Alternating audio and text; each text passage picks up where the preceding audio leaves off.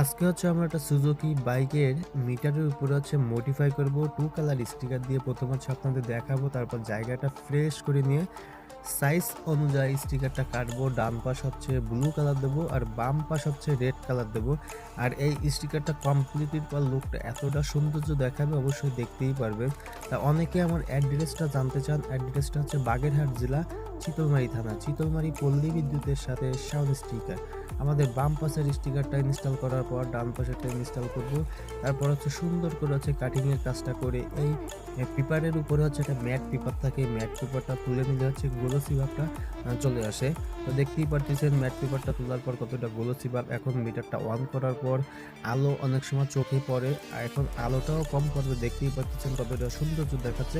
সম্পূর্ণ ভিডিওর সাথে থাকার জন্য অসংখ্য ধন্যবাদ। কমেন্টে বলে যাবেন ভিডিওটা আপনি কোথা থেকে দেখছেন। আর এই লেমিনেটিং এর জন্য মিটারের গ্লাসে কোনো প্রকার স্ক্র্যাচ করবে না।